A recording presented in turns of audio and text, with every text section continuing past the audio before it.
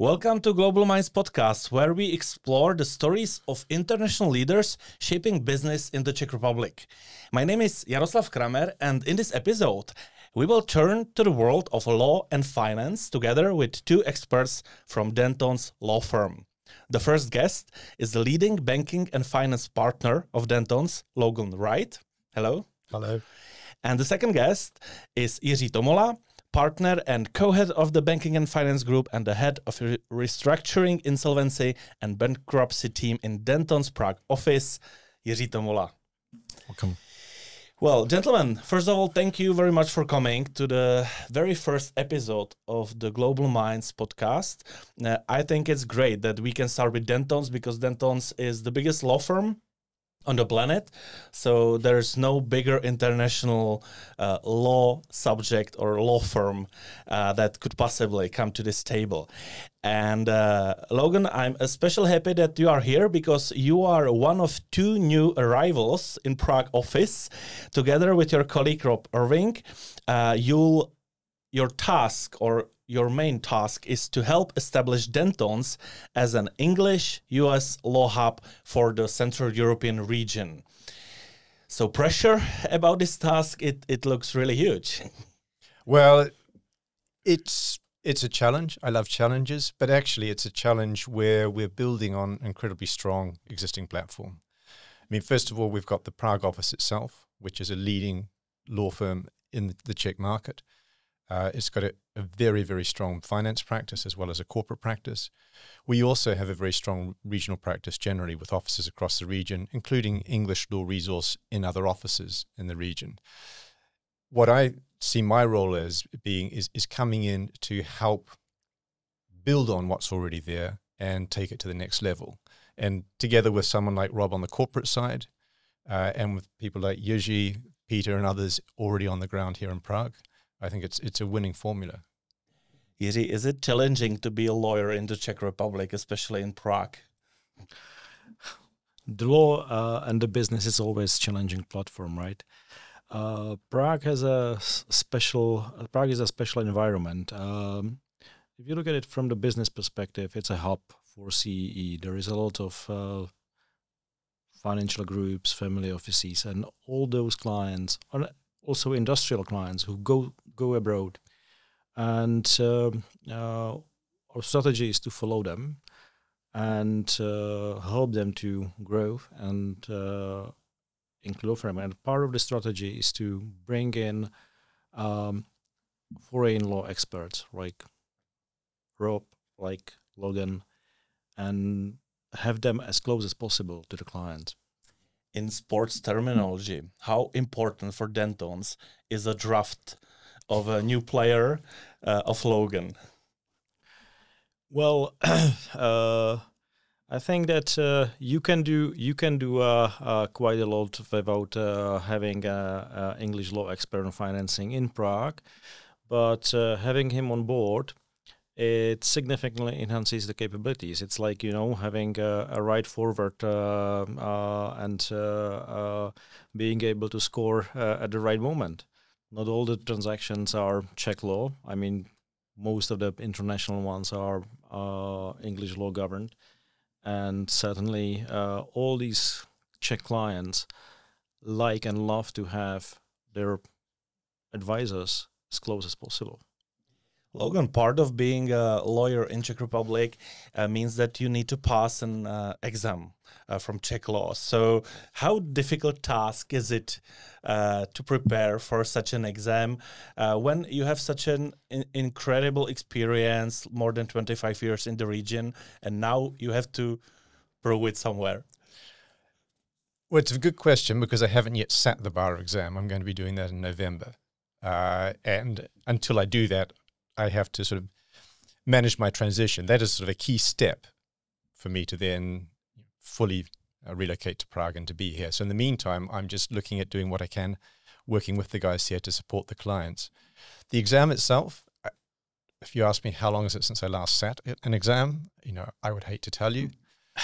So trying to learn for that on top of the day job will be a challenge. But actually, I'm looking forward to learning a bit more about Czech law. I mean, this is not the first time I've lived abroad, worked abroad as a lawyer. And in my experience, having a working knowledge of the local law is critical to being able to deliver to clients and to practice English law in that environment. So although I won't be learning, I won't become an expert or practicing Czech finance law, having an understanding of the legal system itself, I think is going to be really useful. I've already mentioned that you've worked in this region and beyond for over 25 years. Do you remember what first brought you into the Central European region, and how different is it compared to 2025 and your new arrival to Prague?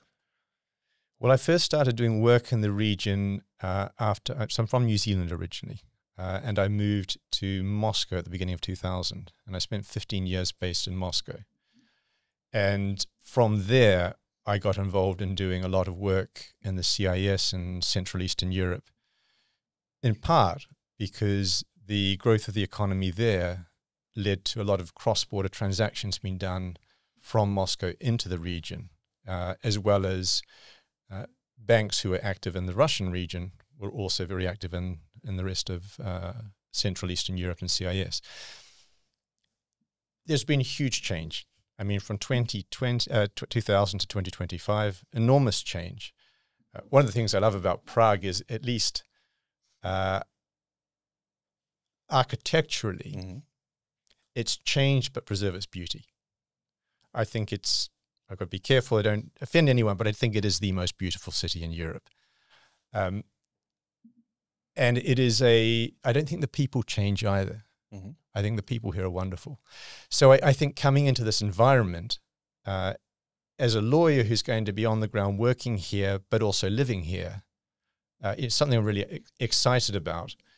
And I think it's if you look where the market's at and the development of the market, I see what's happening in Prague to be similar to what I saw in my early days in Moscow, where you had a local market grow, but generate work that was much broader than just that market, generate deals across borders into other regions. I do a lot of work in Africa.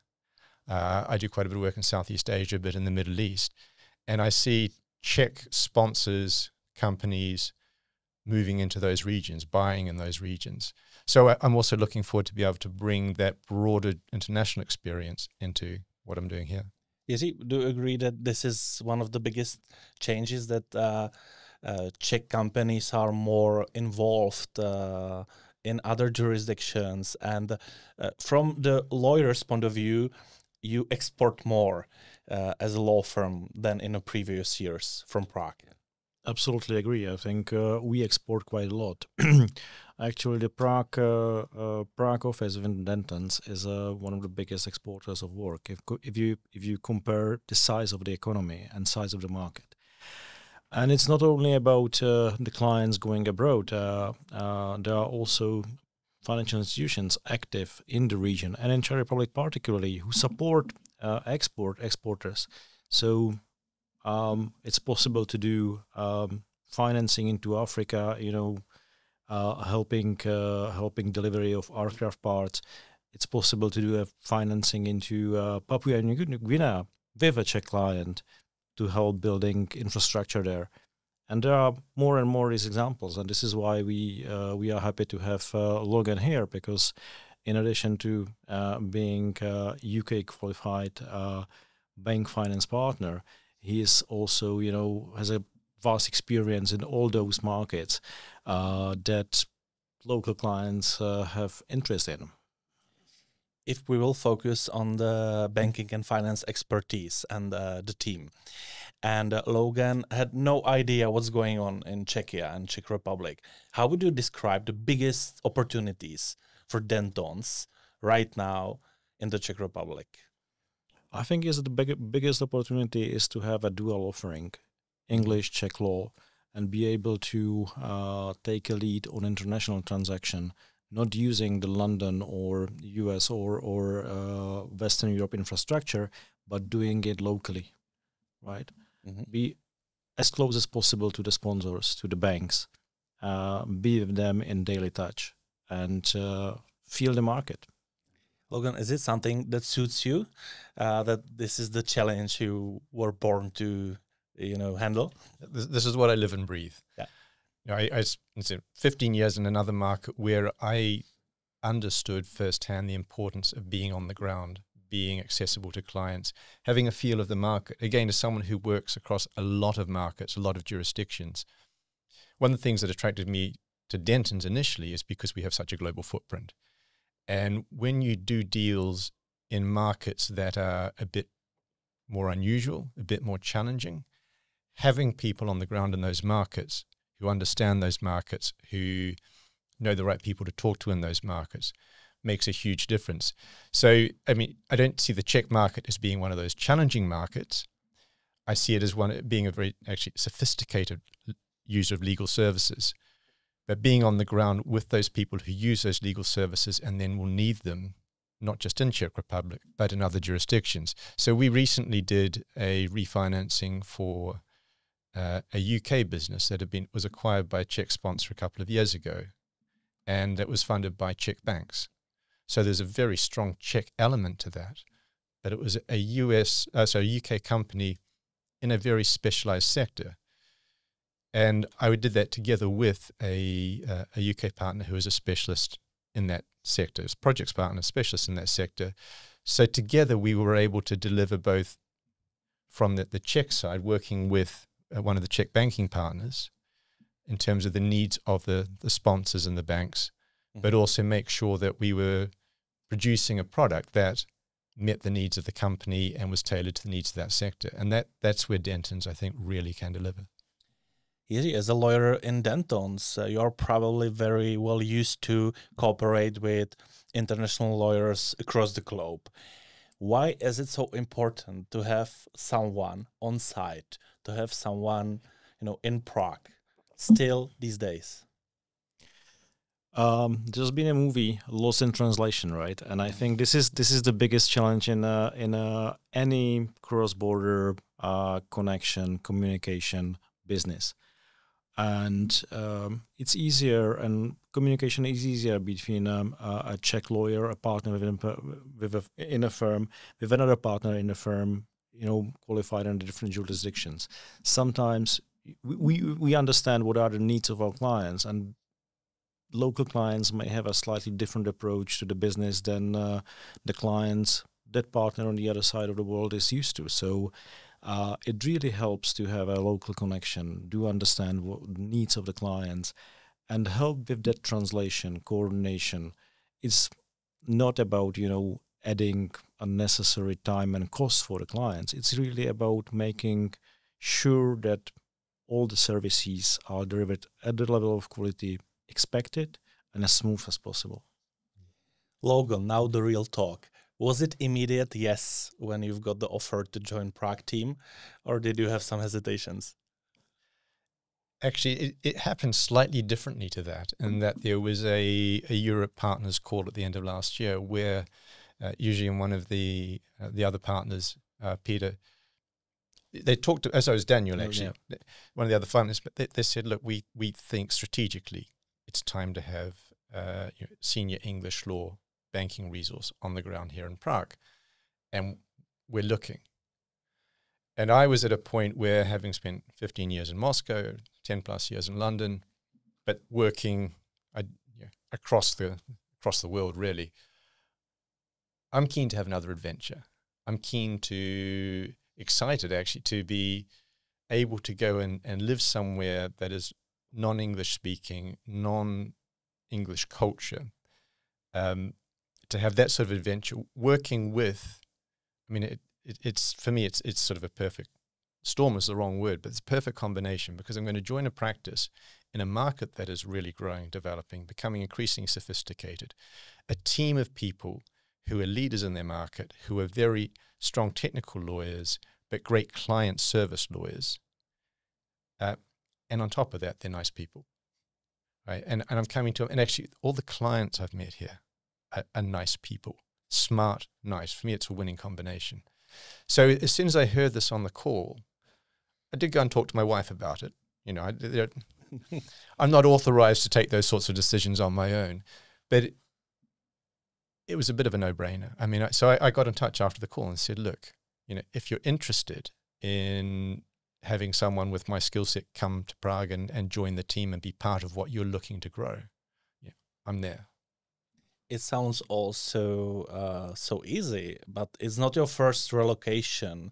So if you could compare it to another relocations, or maybe just let's say, what's the most difficult part about starting a new chapter in a new, well, friendly and great office, but still, what's the hard part?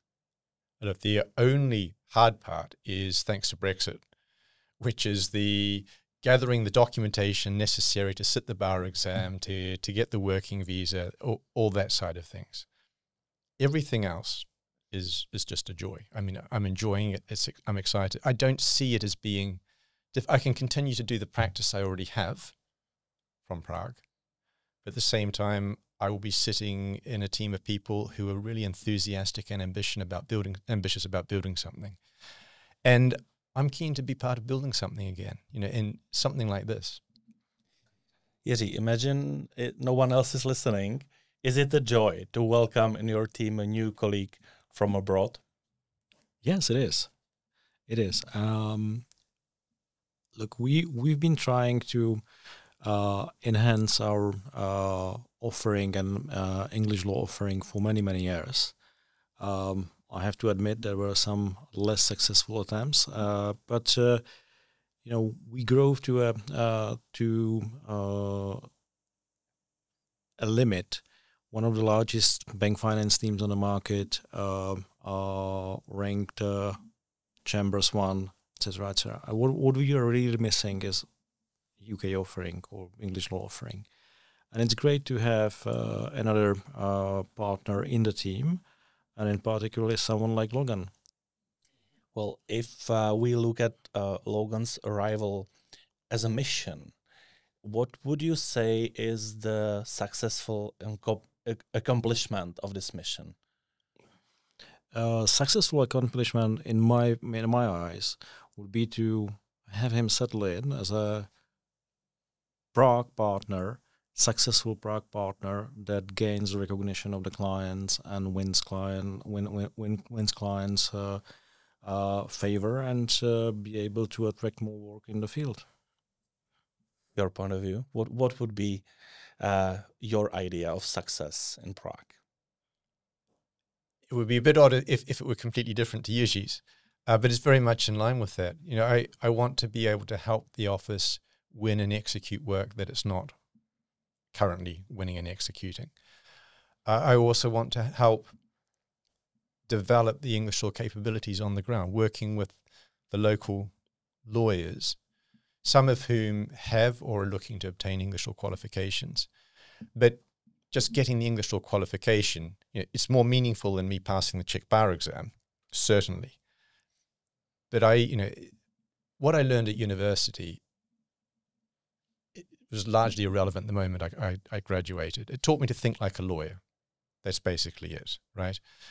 So it's the experience that really makes the lawyer.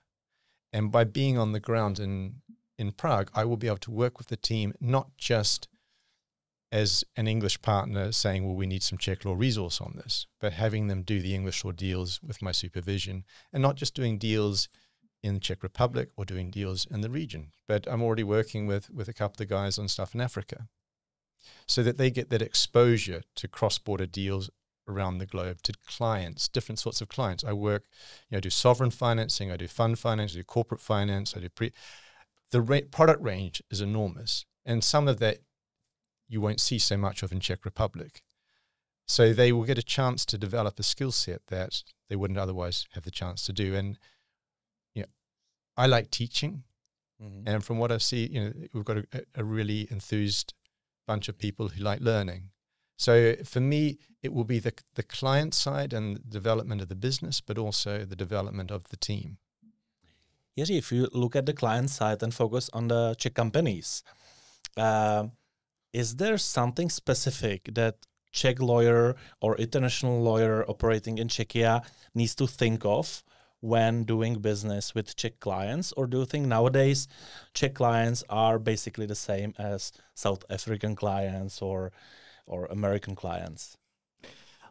Oh, I think this is quite a tricky question, but the first thing that jumps onto my mind is the Czech clients are less orthodox. They are not really following the patterns. They are really innovative, going into the structures.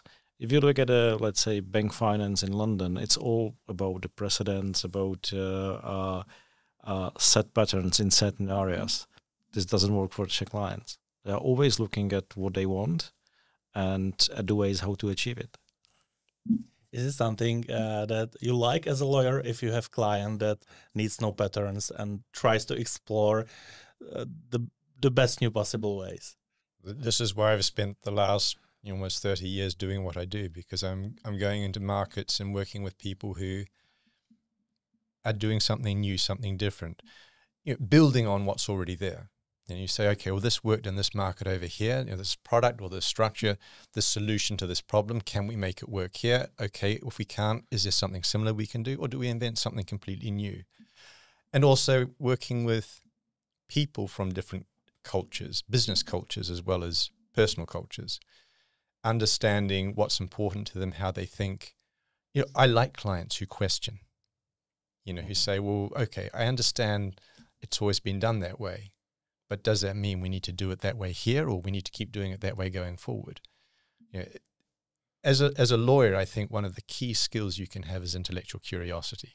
This unceasing desire to say why, and not to stop until you've got an answer that satisfies you.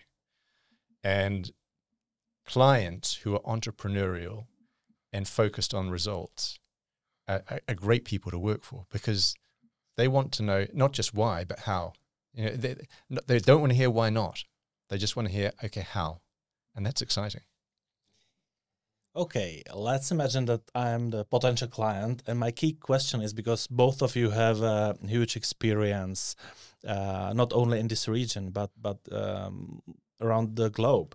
So should I expect that the economy in this region will be stronger, and should we invest and do something huge projects, or would you recommend to me to be more, down the ground and prepare for worse times? Are you optimists or are you pessimists about the economy and the environment in our region? I'm going to let Jiří go first with that, because he knows the economy and the environment here much better than I do, and then I'm just going to agree with whatever he says. Oh, thank you. That's a great approach. Look, Jaroslav, I think if you look at the current status of the economy, it's difficult to be optimist. It's difficult to be pessimist. I mean, all the world is changing, and it's changing rapidly. So there is no reason and to sit and doing nothing, prepare for the worst. I think those who are proactive, looking at opportunities, those will win. So I think the traditional patterns may change. Some people predict that introduction of AI and all the new stuff will have a huge impact on traditional industries. Let's see how this evolves, but be prepared for the change. Is your area, banking and finance, the good area for a lawyer, because you have a lot of work in the bad times and also in the good times? Well, it does lend itself to being a well-hedged business, in the sense that if things are going well, then you're helping clients attract capital or deploy capital. Okay? If things are going bad, you're helping them restructure that or sort out the issues. Where it's less interesting is the in-between period, where things slow down because people lose confidence in the market, but things haven't gotten really bad. Inevitably, though, it will change for the better or the worse.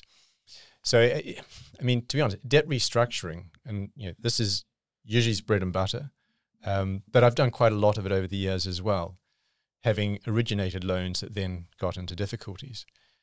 And that's where you really learn. that's where the rubber really hits the road, because you see whatever you've written in the documents, however you've structured the deal, does it work or doesn't it work? And you understand something such as what you put on paper is important because it sets out the agreed parameters of the deal.